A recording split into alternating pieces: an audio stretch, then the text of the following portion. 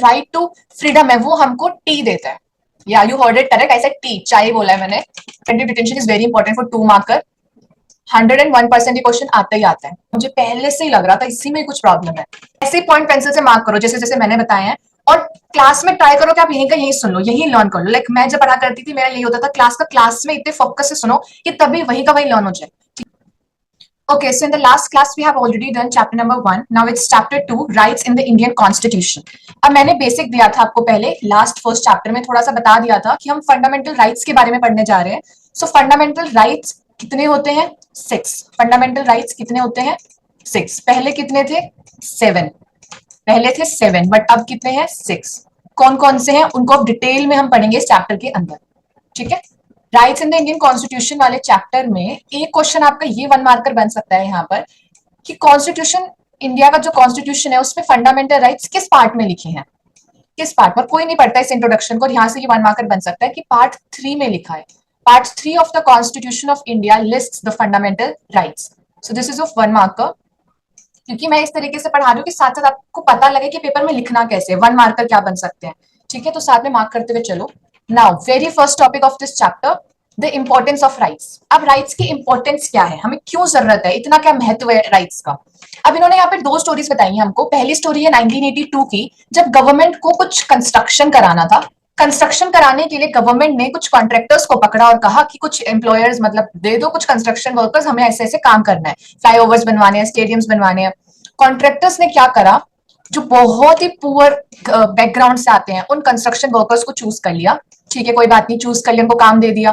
लेकिन वो जो बहुत ही पुअर कंस्ट्रक्शन वर्कर्स थे, जिनका बैकग्राउंड बहुत पुअर था, उन लोगों को उतना पैसा नहीं दिया जितना वो डिजर्व करते थे, ठीक है। कम से कम गवर्नमेंट ने ऐसा कहा है कि जैसे मान लो मिनिमम वेजेस तो देना ही चाहिए। जैसे मान लो मैं कहूंगी मैं कॉन्ट्रैक्टर हूँ, आपको मैंने रख लिया कि चलो काम करो, लेकिन मैं आपको लेस देन 1000 दे रही हूँ पर डे। मतलब just I am giving example कि मान लो गवर्नमेंट ने कहा है कि आपको 1000 तो मिनिमम देना ही देना है, इससे कम तो आप दे ही नहीं सकते, मैं उससे भी कम दे रही हूँ, उससे कहते हैं मिनिमम वेजेस। जो गवर्नमेंट ने डिसाइड कर आप उससे भी घट रहे हो, उससे भी कम दे रहे हो। सो वो लोग कैसे फिर जिएंगे, उनका खाना पीना कहाँ से आएगा फिर, अगर पैसे इतने कम मिलेंगे तो जब बहुत ही जबरदस्ती आप किसी से काम कराओ, उनको उतना पैसा ना दो जितना वो डिजर्व करते हैं, उन्हें हम कहते हैं फोर्स्ड लेबर। फोर्स्ड लेबर, तो ये फोर्स्ड लेबर थी यहाँ पर, ठीक है। अब क्या करा, ये लोग तो एजुकेटेड नहीं थे, इनको नहीं पता था इनके पास क्या राइट्स हैं क्या राइट्स नहीं है। एक सोशल साइंटिस्ट की लेकिन टीम है जिन्होंने इनको ऐसी कंडीशन देखी, उन्होंने सोचा हम इनके लिए स्टैंड लेंगे, और उन्होंने सुप्रीम कोर्ट में पिटीशन डाल दी। फिर सुप्रीम कोर्ट का डिसीजन आया कि ठीक है आप सही कह रहे हो कि कॉन्ट्रैक्टर्स ने गलत करा, कि उनको जितना उनका हक है उतनी वेजेस उनको नहीं दी। कम से कम मिनिमम वेजेस तो देनी ही चाहिए थी जो गवर्नमेंट डिसाइड करती है, आप उससे कम तो दे ही नहीं सकते। तो मतलब कॉन्ट्रैक्टर्स ने गलत करा कि उन्होंने उन पुअर कंस्ट्रक्शन वर्कर्स को नहीं दिए जितना पैसा वो डिजर्व करते थे। फिर कोर्ट ने इस बात को एक्सेप्ट कर अपनी गलती मानी और कहा कि ठीक है, मतलब ये गलती है उन कॉन्ट्रैक्टर्स की, इनको जितना पैसा मिलना चाहिए था इनको मिलेगा। तो यहाँ पर क्या हुआ, हमने ये देखा कि कैसे जबरदस्ती काम कराया जा रहा है, जितना जिसका हक है उतना उसको हक नहीं दिया जा रहा है। इसे हम कहते हैं एक्सप्लॉइटेशन, लोगों का एक्सप्लॉइटेशन होता है। तो ये हमारा एक फंडामेंटल राइट है, फंडामेंटल राइट अगेंस्ट एक्सप्लॉइटेशन, जिसके अंदर क्या आता है, फोर्स्ड लेबर। तो ये इस एग्जांपल से हमें पता लगा कि कैसे हमारे फंडामेंटल राइट जो कोई वॉयलेट नहीं कर सकता वो यहाँ पे हुआ वॉयलेट, लेकिन यहाँ पे कोर्ट ने एक्शन लिया। नाउ सेकेंड केस है मच्चाल का, जो 23 इयर्स का था तब वो जेल में गया था, और वो जेल से और वो बाहर कब आया, जब वो 77 का था। ऐसा क्यों, इतना टाइम कैसे लगा। उसके ऊपर चार्ज था कि कोई इंजरीज करके उसने किसी को चोट वोट पहुंचा दी, कुछ लड़ाई झगड़ा हुआ होगा, तो उसमें इसको अंदर ले लिया। लेकिन इसको ऐसा दिखाया गया कि ये मेंटली अनस्टेबल है, तो इसको भेजा गया मेंटल हॉस्पिटल, ठीक है, अंडर कस्टडी लिया गया, अभी जेल में नहीं डाला गया। अब मेंटल हॉस्पिटल से आया 1967 में, अथॉरिटीज ने बोला मेंटल हॉस्पिटल की कि भाई ये ठीक है। हॉस्पिटल की अथॉरिटी ने क्या बोला, ये ठीक है। 1967 के बाद फिर 1996 में बोला कि ये ठीक है, आप इसका ट्रायल ले सकते हो, आप इसका ट्रायल ले सकते हो, इस पे जो भी आपको कोर्ट में ले जाना है, कार्रवाई करनी है, आप कर सकते हो, ये स्टेबल है। अब एक बार 1967 में बोला, इतने साल बाद 1996 में फिर बोला, पर वो इंसान मचल अंडर कस्टडी रह गया इतने सालों तक, उस पर कोई कार्रवाई नहीं हुई, ना उसे छोड़ा गया ना उस पर कार्रवाई हुई, वो अंडर कस्टडी चलता रहा कितने सालों तक। अब 77 का था, मतलब 2005 में फाइनली उस पर कार्रवाई चली और सोचा उसको रिलीज कर दिया गया फिर, क्योंकि इतना बड़ा उसका वो था नहीं केस, या उसको अगर जेल हुई होगी तो कुछ सालों की हुई होगी, या कुछ टाइम पीरियड की ज्यादा बड़ी नहीं। तो 2005 में उसको रिलीज कर दिया गया। तो अब ये सोचो 23 इयर्स का वो गया था अंडर कस्टडी, 77 में वो बाहर आया, उसकी राइट टू लाइफ तो गई, उसकी तो राइट टू लिबर्टी ले ली। अब वो लाइफ कहाँ, उसकी लाइफ तो छीन ली गवर्नमेंट ने, राइट। सही टाइम पे केस ना लेकर, सही टाइम पर उस पर कार्रवाई ना करता, उसको सिर्फ अंडर कस्टडी रखा, उसकी 54 इयर्स अंडर कस्टडी ही रहे। तो इसमें उसके राइट टू लाइफ उससे छीन ली गई, जबकि राइट टू लाइफ छीनी नहीं जा सकती। राइट टू लाइफ है, right to liberty, right to freedom, ये हमारे पास है, ये हमारा सेकंड फंडामेंटल राइट है, राइट टू फ्रीडम। तो हमारे जीने का हक हमसे कोई नहीं ले सकता अनटिल एंड अनलेस हमने कोई क्राइम ना कराओ, और क्राइम कराओ तो भी कितना हीनियस क्राइम है वो उस पर डिपेंड करता है। अब इसकी तो राइट टू लाइफ ले ली और यहाँ पे कितनी लेट कार्रवाई हुई, तो हमें यहाँ पे ये देखने को मिला कि यहाँ पे right to life and liberty practice होनी जो चाहिए थी, जो देनी चाहिए थी, उस इंसान को नहीं मिली। तो हमने पढ़ा राइट अगेंस्ट एक्सप्लॉयटेशन कैसे हुआ, और right to life and liberty कैसे किसी इंसान की ले ली गई जहां पे उसकी गलती भी नहीं थी। Now bill of rights. अब बिल ऑफ राइट्स क्या होता है? लिस्ट ऑफ राइट्स है जिसे कॉन्स्टिट्यूशन में मेंशन करा गया है, और प्रोटेक्ट भी कॉन्स्टिट्यूशन ही करती है उसको। बिल ऑफ राइट्स यानी कि लिस्ट ऑफ राइट्स, जैसे कि जितने भी राइट्स हमारे पास है, छोटे से लेके बड़े तक सारे राइट्स जितने भी आज तक हम प्रैक्टिस कर रहे हैं, जैसे मैं अभी बोल पा रही हूँ, राइट टू स्पीच है मेरे पास, राइट टू एक्सप्रेशन है, राइट टू एक्शन है, सारे जितने भी राइट्स हैं वो लिस्ट ऑफ राइट्स कहलाएंगे। वो जो लिस्ट ऑफ राइट्स है उन्हें हम बिल ऑफ राइट्स कहते हैं, जो कॉन्स्टिट्यूशन के अंदर मेंशन है। ठीक है, क्योंकि हर एक डेमोक्रेसी तभी तो मिलेगी जब हम राइट्स देंगे सबको। अब राइट्स देने के लिए उसकी लिस्ट बनानी पड़ेगी, फिर हम उसको कॉन्स्टिट्यूशन में मेंशन करेंगे, तो that is only bill of right, क्या है? List of rights. अब very important topic, fundamental rights in the Indian constitution, जो हमारा चैप्टर है जिसके बारे में हमें पढ़ना है, फंडामेंटल राइट्स क्या है। 6 फंडामेंटल राइट्स है, मैंने आपको बताया। अब क्या हुआ, नेशनलिस्ट मूवमेंट, मैंने आपको फर्स्ट चैप्टर में बताया था कि नेशनलिस्ट मूवमेंट के कारण हमने बहुत कुछ सीख लिया। हमने ये सीख लिया कि हमें क्या चाहिए और क्या नहीं चाहिए। तो हमने ये सीख लिया था कि हमें इक्वालिटी तो चाहिए ही चाहिए, फ्रीडम चाहिए ही चाहिए, राइट। तो नेशनलिस्ट मूवमेंट से जब ब्रिटिश हम पे रूल कर रहे थे, हम ऑलरेडी बहुत कुछ सीख चुके थे कि हमें क्या चाहिए और क्या नहीं। अब मोतीलाल नेहरू कमेटी 1928 में उन्होंने बोला कि कुछ हमें राइट्स बनाने चाहिए हम इंडिविजुअल के लिए। ठीक है, 1928 में से बात चलना शुरू हुई और बनते बनते 1946 में कॉन्स्टिट्यूशन बनना शुरू हुआ। हमने फर्स्ट चैप्टर में पढ़ा, तब वो कॉन्स्टिट्यूशन में राइट्स पे लिखे गए। तो ये 1928 मतलब बहुत पहले से प्लानिंग चल रही थी इस चीज की। So again this is a 1 marker question कि कौन सी कमेटी ने पहल करी सबसे पहले, मतलब ये डिमांड रखी कि राइट्स बनाने चाहिए, और कौन से ईयर में। So committee is Motilal Nehru committee, year is 1928। अब फंडामेंटल राइट्स क्या होते हैं? फंडामेंटल राइट्स वो राइट्स होते हैं जो स्पेशली प्रोटेक्टेड होते हैं और स्पेशली मेंशनड होते हैं कॉन्स्टिट्यूशन के अंदर। Specially protected and specially mention, मतलब अलग से इनका एक कॉलम होगा फंडामेंटल राइट्स का, अलग से इनको कॉन्स्टिट्यूशन में मेंशन करा गया है और इनको प्रोटेक्शन मिलती है, स्पेशल प्रोटेक्शन मिलती है कि इनको कोई वायलेट नहीं कर सकता है। ठीक है, तो specially protected and specially mentioned rights in the constitution are called fundamental rights. अब फंडामेंटल राइट्स जो है वो ऑर्डिनरी लॉ के, ऑर्डिनरी राइट्स की तरह नहीं है। ठीक है, फंडामेंटल राइट्स में जुडिशरी के पास पावर होती है। अगर मान लो लेजिस्लेटिव ने कोई लॉ बना दिया, ठीक है, फंडामेंटल राइट्स मान लो उसमें वायलेट हो रहा है, कुछ ऐसा लॉ बना दिया जिसमें फंडामेंटल राइट्स वायलेट हो रहा है, तो जुडिशरी क्या बोलेगी, उसको इलीगल बताएगी कि लेजिस्लेटिव या एग्जीक्यूटिव ने जो भी लॉ बनाया है या इंप्लीमेंट हुआ है वो इलीगल है, ये जुडिशरी। तो फाइनल पावर किसके पास है? फाइनल कॉल जुडिशरी के पास। जुडिशरी के पास पावर है और रिस्पॉन्सिबिलिटी भी है कि वो फंडामेंटल राइट्स को प्रोटेक्ट करे, वायलेट होने से बचाए। अगर एग्जीक्यूटिव और लेजिस्लेटिव कुछ भी ऐसा एक्शन लेते हैं, डिसीजन लेते हैं या लॉ बनाते हैं जो जिससे फंडामेंटल राइट्स वायलेट हो रहे हैं, तो जुडिशरी उसको इलीगल बोल सकती है। जुडिशरी के पास ये पावर और रिस्पॉन्सिबिलिटी है। इसका मतलब फाइनल कॉल किसकी रहेगी? जुडिशरी की। तो 3 ऑर्गन है हमारे गवर्नमेंट के, उसमें एग्जीक्यूटिव, लेजिस्लेटिव, जुडिशरी, इसमें से जुडिशरी की फाइनल कॉल रहेगी, इसकी सुप्रीमेसी रहेगी। अब फंडामेंटल राइट्स हमारे पास है, इसका मतलब ये नहीं है कि हम अनलिमिटेड पावर एंजॉय करेंगे, रीजनेबल रिस्ट्रिक्शंस रहेगी। मैंने चैप्टर 1 में भी बताया था कि जब गवर्नमेंट की पावर हम स्पेसिफाई कर रहे थे तो हम रिस्ट्रिक्शंस भी दे रहे थे, लिमिटेशंस भी दे रहे थे। वैसे ऐसा नहीं सिर्फ गवर्नमेंट पे रिस्ट्रिक्शंस है, हम पे भी रिस्ट्रिक्शंस है, हम पे भी लिमिटेशंस लगेंगे। सो फंडामेंटल राइट्स जो है वो आर नॉट एब्सोल्यूट, इसका मतलब अनलिमिटेड वो नहीं है। ठीक है, जैसे कि मेरे पास है राइट टू स्पीच, इसका मतलब ये नहीं है मैं किसी को भी अब्यूज कर दूं या कुछ भी बोल दूं या किसी को मैं थ्रेट्स भेजूं, राइट। तो आप पॉजिटिवली जब तक यूज कर रहे हो अपनी लिमिटेशंस के अंदर तब तक ठीक है, पर जब अपनी लाइन आप क्रॉस कर रहे हो तो आपकी अगेंस्ट केस हो सकता है। तब आप ये नहीं बोल सकते कि मेरे पास राइट टू स्पीच था। So it's very important to mark कि रीजनेबल रिस्ट्रिक्शंस के अंदर आता है हमारे पास फंडामेंटल राइट्स। तो आप क्या क्या पॉइंट बोलोगे फंडामेंटल राइट्स के अंदर? सबसे पहले ये स्पेशली प्रोटेक्टेड और स्पेशली मेंशन राइट्स है, first point. Second point, Motilal Nehru committee ने इसकी पहल करी थी 1928 में। थर्ड पॉइंट, फंडामेंटल राइट्स जो है उन्हें कोई भी वायलेट नहीं कर सकता, नोबडी कैन वायलेट देम। ठीक है, nobody can violate them, even government भी नहीं, they are not violated by the government even, ना ही इंडिविजुअल, ना ही कोई ग्रुप, ऑर्गेनाइजेशन, कोई भी वायलेट नहीं कर सकता। इस पॉइंट नंबर 3। इन्हें सेपरेटली लिस्टेड करा गया है, मैंने आपको बताया यहीं पे कि स्पेशली प्रोटेक्टेड के साथ साथ आप स्पेशली मेंशन्ड भी लिख दो। स्पेशली लिस्टेड यानी कि स्पेशली मेंशन्ड है, तो आप वो फर्स्ट पॉइंट में लिख दोगे। 3 पॉइंट हो गए।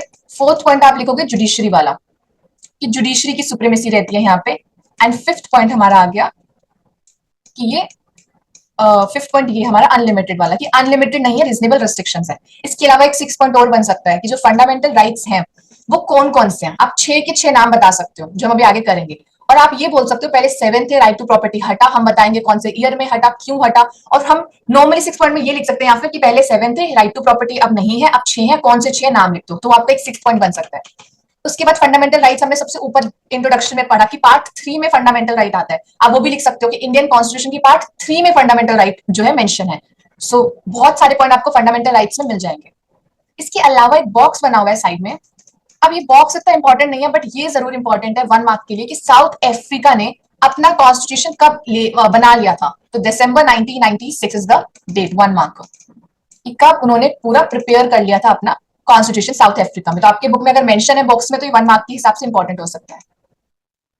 नाउ राइट टू इक्वालिटी क्या है। अब मतलब हमने अभी तक क्या पढ़ा है, हमने 2 एग्जांपल देखे, फर्स्ट जिसमें कंस्ट्रक्शन वर्कर्स वाला कि राइट अगेंस्ट एक्सप्लॉयटेशन, सेकंड हमने मचाल का केस देखा कि कैसे उसके राइट टू लाइफ छीन ली गई। फिर हमने क्या पढ़ा, बिल ऑफ राइट्स पढ़े कि बिल ऑफ राइट्स यानी कि लिस्ट ऑफ राइट्स है that are mentioned and protected by the constitution. फिर वो बिल ऑफ राइट्स क्यों आए, हमें डेमोक्रेसी देने के लिए, ताकि हम वो राइट्स हमारे पास होंगे, so we will follow them, right will follow those rights, तभी हम डेमोक्रेसी को मेंटेन कर पाएंगे, तभी हम इक्वालिटी और जो सब कुछ अभी मिल रहा है वो उस राइट्स की वजह से तो मिल रहा है, उस लिस्ट ऑफ राइट्स की वजह से। सो बिल ऑफ राइट्स की हमने पर्टिकुलर एक सिंगल लाइन की डेफिनेशन देख ली। उसके बाद हमने फंडामेंटल राइट्स पढ़ा कि इंडियन कॉन्स्टिट्यूशन में क्या है, हमने उसके पॉइंट सारे कवर करे, बहुत इजी था कि जुडिशरी कॉल लेती है उस पर। मतलब मैं चाहती हूँ आपको मेरी क्लास में यही पे लर्न हो जाए, मैं जो जो पॉइंट्स मार्क कर रही हूँ जैसे जैसे आपको यही लर्न हो जाए। तो फंडामेंटल राइट्स में हमने क्या पढ़ा, जुडिशरी के पास पावर होती है, मोतीलाल नेहरू कमेटी 1928 उसने पहल करी। हमने पढ़ा कि कैसे specially mention and specially protected rights होते हैं ये। हमने पढ़ा कि कैसे इसमें गवर्नमेंट भी वायलेट नहीं कर सकते, इसे कोई भी वायलेट नहीं कर सकता इन फंडामेंटल राइट्स को। फिर हमने पढ़ा कि 6 फंडामेंटल राइट्स का हम नाम लिख सकते हैं, वो कौन कौन से 6 फंडामेंटल राइट्स है, उसमें से पहला है right to equality, very first right to equality, जिसको हम अभी एक बिल्कुल डिटेल में पढ़ेंगे। ये फर्स्ट है राइट टू इक्वालिटी। अब हमें 2 केस दिए हुए हैं। अब स्वदेश कुमार अपने दोस्त के साथ अपने विलेज विजिट करते हैं। अब वहां पे एक वो होटल में रुकता है चाय पीने के लिए। अब वो जिस होटल में रुकता है वो उसके दोस्त का होटल होता है, तो उसका दोस्त है जो है स्वदेश कुमार को तो जानता है, तो वो उसकी कास्ट भी जानता है, ठीक है, स्वदेश कुमार नाम से। लेकिन क्योंकि वो उसका दोस्त था, लेकिन जो स्वदेश कुमार का दोस्त है, ठीक है, जो स्वदेश कुमार का दोस्त है +1 यानी कि उसका दोस्त कहाँ जाते हैं, विलेज में, दोनों विलेज में जाते हैं। अब जो होटल का ओनर होता है, ओनर, वो स्वदेश कुमार को जानता है, तो इसकी कास्ट भी जानता है, लेकिन वो इसको नहीं जानता, इसको नहीं जानता उसके दोस्त को। तो वो उसके दोस्त का क्या पूछता है, नाम, कि अपना नाम बताना। क्यों पूछता है वो नाम, ताकि वो नाम सुनकर ये पता कर सके उसकी कास्ट क्या है, और फिर वो उसी हिसाब से उसको ट्रीट करेगा। अब जैसे नाम बताता है उसका दोस्त, उसको पता लग जाता है कि ये तो दलित है, इसका दोस्त तो दलित है, तो वो स्वदेश कुमार को तो बहुत अच्छे से कप में चाय देता है, लेकिन उसके दोस्त को एक अर्थन कप में चाय देता है, एक अर्थन कप में चाय देता है, मिट्टी के बर्तन में चाय देता है। सो ये पार्शियलिटी हुई, ये डिस्क्रिमिनेशन हुआ। और डिस्क्रिमिनेशन किस बेसिस पे हुआ, कास्ट के बेसिस पे, ठीक है, discrimination on the basis of caste. जबकि इक्वालिटी क्या बोलती है कि आप कास्ट के बेसिस पे, जेंडर के बेसिस पे, कलर के बेसिस पे किसी को भी डिस्क्रिमिनेट नहीं कर सकती, पर यहाँ पे डिस्क्रिमिनेशन हुआ। सेकेंड केस में क्या होता है, कुछ वुमेन है जिनको ऐसा बोला गया कि आप टेलीविजन पे आकर न्यूज रीड नहीं कर सकती, ठीक है, आप news, an order is serve to 4 news readers of a television channel that they would no longer read the news on screen. 4 news readers को बोला गया, और वो चारों के चारों 4 न्यूज रीडर्स वुमेन थी। क्यों, उन्होंने ऐसा बोला कि आपकी एज क्योंकि 45 है, वो डरते हैं भाई, वो लोग ये नहीं बोलेंगे आप विमेन हो इसलिए। उन्होंने क्या रीजन दिया, क्योंकि आपकी एज 45 है तो आप इसलिए नहीं पढ़ सकते, वो अब 45 है आपकी एज। लेकिन अब 45 एज के 2 मेल भी थे, 2 मेल न्यूज रीडर्स, वो तो न्यूज रीड कर रहे थे, उनको तो किसी ने मना नहीं करा। इसका मतलब अब 45 एज मैटर नहीं था, मैटर था फीमेल मेल का। बिकॉज वो 4 फीमेल थी तो उन्हें अलाउ नहीं करा गया न्यूज रीड करने के लिए, बट मेल थे उनको करा गया। सो यहाँ पे क्या हुआ, एक्सप्लॉयटेशन हो रहा है इनका। और क्या, किस चीज पे डिस्क्रिमिनेशन, किस चीज पे कर रहे हैं, on the basis of gender, female और मेल में डिफरेंस कर रहे हैं, विच इज रॉन्ग। दोनों को इक्वली ट्रीट करना चाहिए। सो हमने प्रॉब्लम पढ़ ली, बट अब हम देखेंगे क्या सॉल्यूशन है, हमें इक्वालिटी क्या प्रोवाइड करती है। तो वो फीमेल उसके अगेंस्ट केस कर सकती है कि हमें क्यों नहीं अलाउ करा गया, जितनी भी फीमेल्स हैं 4। उसके ऊपर वाले केस में जिसे अर्थन कप में चाय दी गई, वो भी केस कर सकता है, उसके साथ डिस्क्रिमिनेशन हुआ है। लेकिन वो तब कर सकते हैं जब उनको पता होगा उनके पास एक ऐसा खास स्पेशल फंडामेंटल राइट है, सबसे पहला जिसे हम राइट टू इक्वालिटी कहते हैं, उनको ये पता होगा तो भी तो वो कर पाएंगे, राइट। अब राइट टू इक्वालिटी पे अगर क्वेश्चन आ भी जाए, सिर्फ इसी पे अगर बन के आ जाए, तो आपके आंसर्स यहाँ पर है। और एग्जाम्पल 2 हमने पढ़े, उसमें से कोई भी एग्जाम्पल लिख सकते हो, या आप खुद से बनाकर भी एग्जाम्पल लिख सकते हो। अब राइट टू इक्वालिटी में सबसे पहला पॉइंट ये होता है कि वेरी फर्स्ट पॉइंट कि पब्लिक प्लेसेस पे जाना आपको अलाउड है, जैसे शॉप्स हो गए, होटल्स हो गए, places of entertainment, wells, bathing guards, places of worship, आप जा सकते हो पब्लिक प्लेसेस पे, आपको कोई रोक नहीं सकता, आपका जो मर्जी जेंडर हो, जो मर्जी एज, जो आपको रोक नहीं सकते। सेकेंड, आपको डिस्क्रिमिनेशन नहीं कर सकते, डिस्क्रिमिनेट नहीं कर सकते। On the basis of your, मतलब आप क्या रिलीजन फॉलो करते हो, आपकी कास्ट क्या है, आपका कलर कैसा है, आपका जेंडर क्या है, उस बेसिस पे, या आपका प्लेस ऑफ बर्थ क्या है, आप कहाँ पैदा हुए हो, या आपकी लैंग्वेज क्या है, आपको किसी भी इन चीजों के बेसिस पे डिस्क्रिमिनेट नहीं किया जाना चाहिए, वो बताता है right to equality. So first, public places पे जा सकते हो। सेकंड, कि आपको डिस्क्रिमिनेट नहीं किया जाएगा। थर्ड, आपको पब्लिक एम्प्लॉयमेंट, आपको कोई भी अपॉर्चुनिटी हो, जॉब अपॉर्चुनिटी, उसमें आपको डिस्क्रिमिनेट नहीं किया जाएगा। अगर जॉब अपॉर्चुनिटी मतलब सबके लिए इक्वली ओपन होनी चाहिए, ऐसा नहीं है कि on the basis of colour आप चूज कर रहे हो, तो वो उसके बेसिस उस पर डिस्क्रिमिनेट नहीं होना चाहिए जॉब अपॉर्चुनिटी में भी।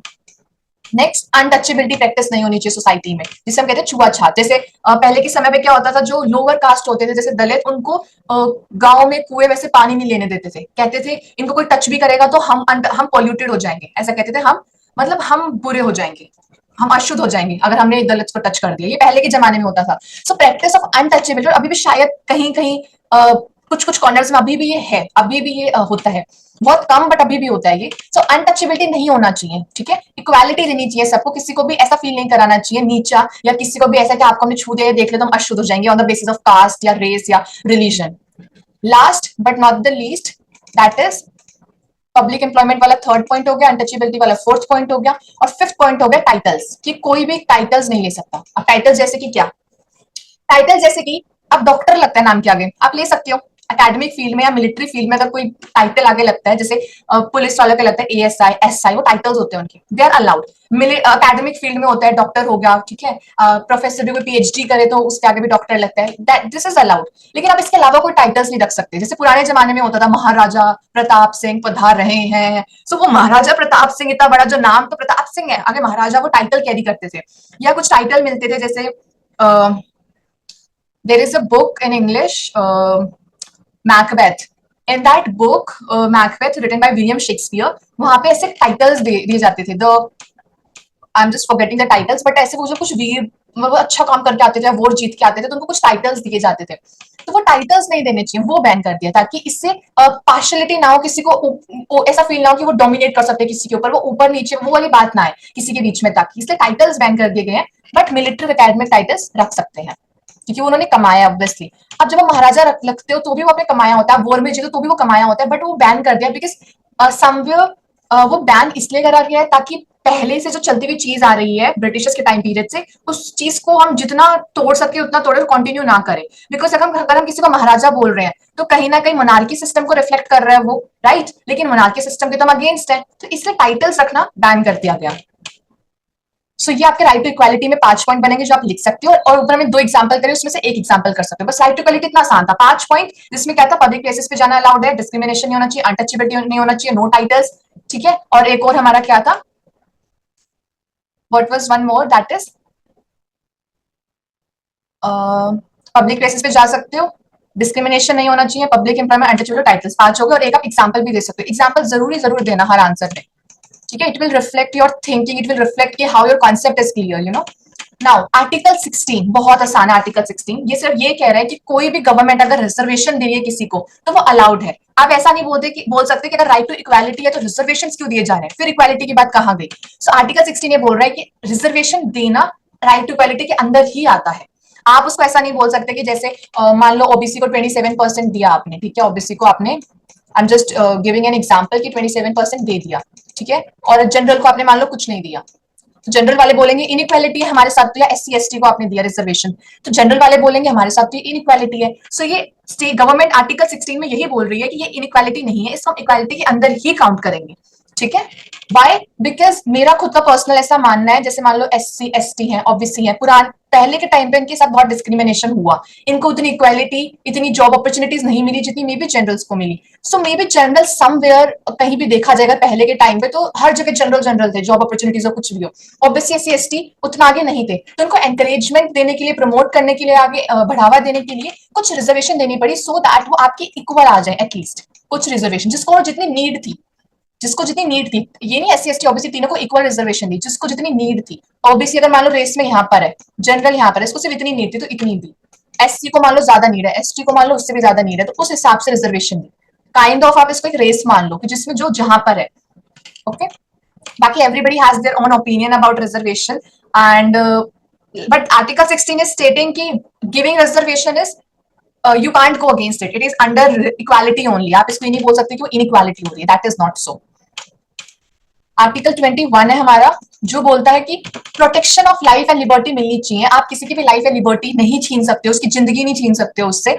लेकिन मचाल वाले केस में हुआ, उसकी लिबर्टी छीन ली गई उससे, राइट?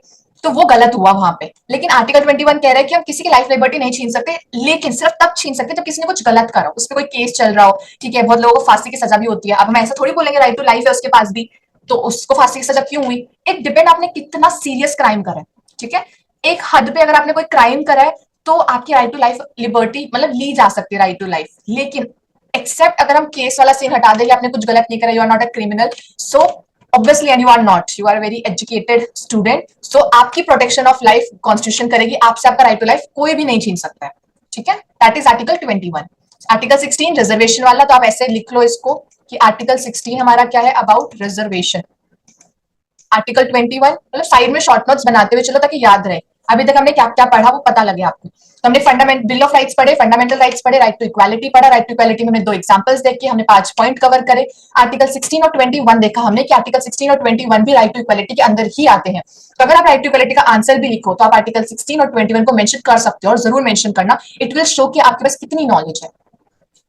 ठीक है, नाउ राइट टू फ्रीडम।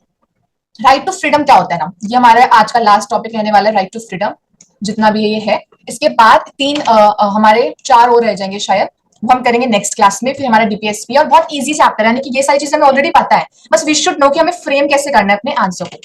अब राइट टू फ्रीडम में क्या है कि सेम सेम चीज कि आपके पास राइट टू लाइफ होनी चाहिए, राइट टू पर्सनल लिबर्टी होनी चाहिए, कोई आपकी लाइफ आपसे छीन नहीं सकता है। ठीक है, सिर्फ तब छीन सकते हैं जब आपने कोई केस, आपके ऊपर कोई केस चल रहा हो, आपने कुछ क्राइम करा हो। ठीक है, सिर्फ तभी आपसे आपके राइट टू लाइफ और राइट टू लिबर्टी छीनी जा सकती है। तो आपका सबसे पहला फर्स्ट पॉइंट तो राइट टू फ्रीडम में टाइटल ही हो गया कि right to freedom provide us right to life and personal liberty. ठीक है, and it can only be snatched in the case of if someone is a criminal, only that. सिर्फ तभी छीना जा सकता है। और उसमें भी जिन लोगों को जेल में डाला जाता है उनके पास राइट टू लाइफ तब भी होती है जेल में, वो अगर उन्होंने बहुत ज्यादा हीनियस क्राइम नहीं करा और फांसी की सजा नहीं है तो जेल में भी उन ध्यान रखा जाता है कि उनको शेल्टर मिल रहा है, उनके ऊपर रूफ है, उनको खाने के लिए तीनों टाइम खाना मिल रहा है। ठीक है, तो ऐसा नहीं कि बहुत ही ब्रूटल हो जाते हैं उनके साथ भी।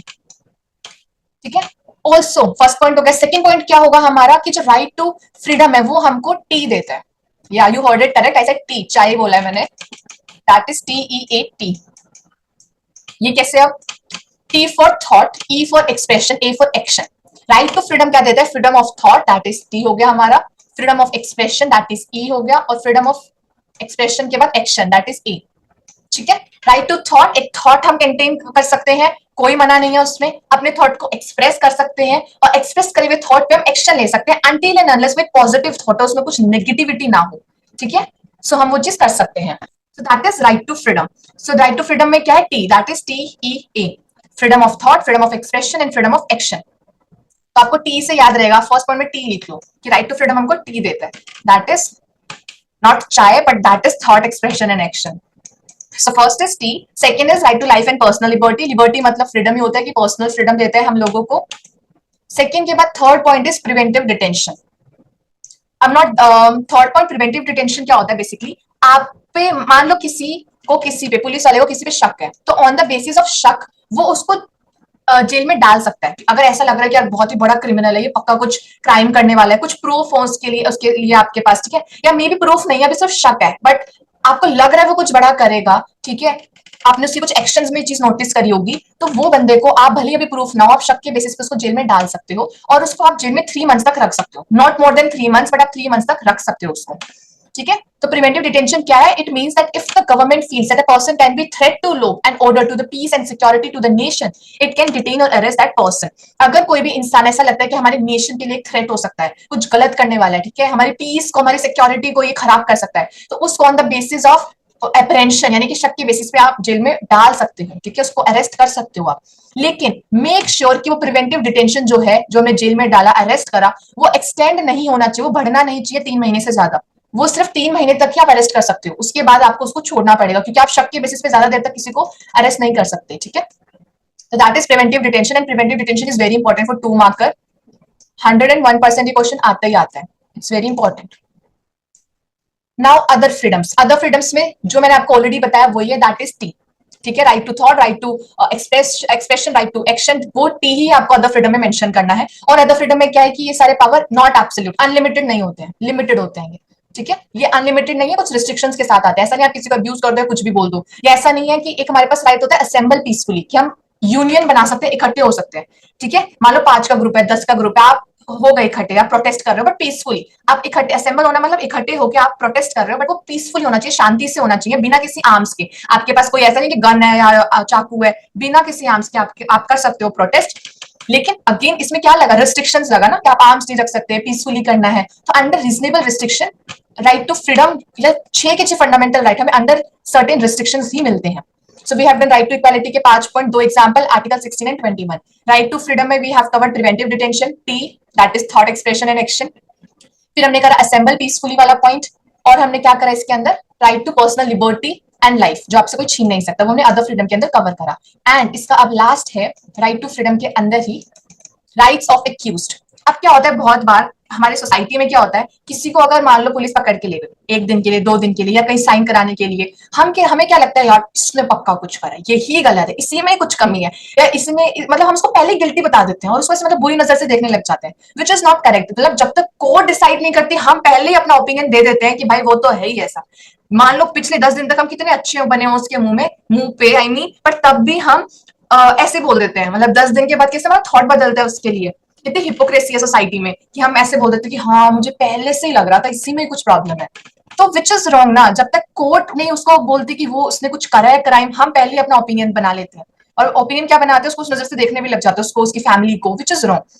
सो राइट्स ऑफ एक्यूज में पहली चीज तो यही इन्होंने एक्सप्लेन करी, जो मैंने आपको यहाँ पे बताया, कि we often tend to believe, हम अक्सर ये बिलीव करते हैं कि जिसको भी अगर चार्ज में ले लिया पुलिस ने, तो बस अब तो वो ही खराब है, उसमें ही कुछ कमी थी। बट ऐसा नहीं होना चाहिए, जब तक कोर्ट उसको फाउंड नहीं करता गिल्टी, तब तक हमें अपना ऐसा ओपिनियन इतना स्ट्रॉन्ग बनाना नहीं चाहिए। अब इसके अंदर कॉन्स्टिट्यूशन हमें 3 राइट्स देता है, राइट्स ऑफ एक्यूज में 3 मोर राइट्स हैं, ठीक है, और ये राइट टू फ्रीडम का ही पार्ट है। क्या है वो, पहला, no person would be punished for the same offence more than once. ये तीनों पॉइंट मार्क कर लो। किसी भी इंसान को आप एक से ज्यादा बार सेम चीज के लिए सजा नहीं दे सकते। मान लो आपने कोई क्राइम करा जिसकी सजा थी 5 साल, ठीक है, नॉट आपने, मतलब जिसने भी, मान लो कोई एक्स है, उसने कोई क्राइम करा और वो क्राइम की सजा है 5 साल। अब वो सेम क्राइम पे ऐसा नहीं 5 साल के बाद वो छूट के वापस आ गया, वापस आप उस पर केस करो कि और इसको सजा दो, अब वापस से सजा दो, नहीं, अब उसकी वो सजा काट के आ चुका है, वापस से सेम चीज पे उसको सजा नहीं मिलेगी। No law shall declare any action as illegal from a back date.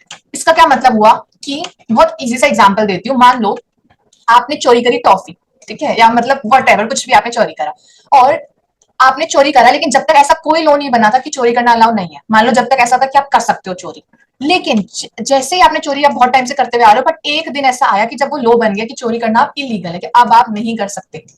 अब इससे पहले तो आपने बहुत चोरी कर ली, तो उसके बेसिस पे क्या आपको जेल होनी चाहिए? नो, क्योंकि लो उसके बाद आया, जो पहले आपने एक्शंस कर लिए जब तक वो लो नहीं था, उसके बाद कोई एक्शन आया, तो आपने जो पहले कांड करे वो अब हो गया, उसको काउंट नहीं करेंगे। लेकिन लो बनने के बाद अगर आपने फिर से उस टॉफी को चुराया, या कुछ भी चुराया, या कुछ भी स्टीलिंग आपने करी, तो आपको फिर जेल हो सकती है, ठीक है, हो सकती है कि पक्का होगी फिर जेल, ठीक है। तो हम इस सेकेंड लो का मतलब ये है कि लो बनने से पहले आपने जो भी करा वो सब माफ है, वो नहीं देखा जाएगा, पर लो बनने के बाद अगर आपने कुछ करा तो फिर आपको पक्की पक्की जेल होगी।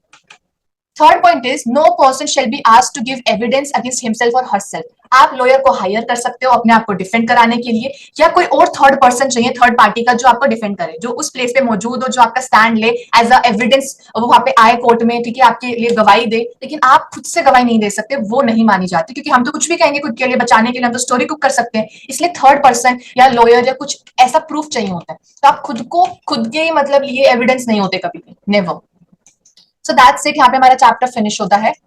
आई होप सो आपको अच्छा लगा होगा। मैंने जैसे जैसे पॉइंट्स बताए वैसे ही आपको आपके आंसर में लिख के आने हैं पेपर में। ऐसे ही पॉइंट पेंसिल से मार्क करो जैसे जैसे मैंने बताए हैं, और क्लास में ट्राई करो कि आप यहीं का यहीं सुन लो, यहीं लर्न कर लो। लाइक मैं जब पढ़ा करती थी मेरा यही होता था, क्लास में इतने फोकस से सुनो कि तभी वहीं का वहीं लर्न हो जाए, ठीक है। अगर कुछ भी आपको एक्स्ट्रा पॉइंट याद आ रहा है, कुछ एक्स्ट्रा लिखना है, या मैं लिखवा रही हूँ, तो वीडियो पॉज करके आप उसको साइड में लिख लो, 1 मार्कर को हाईलाइटर से मार्क कर लो। आज नहीं तो कल आपकी जरूर हेल्प करेगा कहीं ना कहीं। मतलब पढ़ाई कभी भी वेस्ट नहीं जाती, अगर आप कॉम्पिटेटिव एग्जाम के लिए भी पढ़ रहे हो, कोई ना कोई 1 मार्कर इस बुक से मतलब हेल्प कर ही जाएगा, ठीक है। So with this, let's over today's video. Bye bye.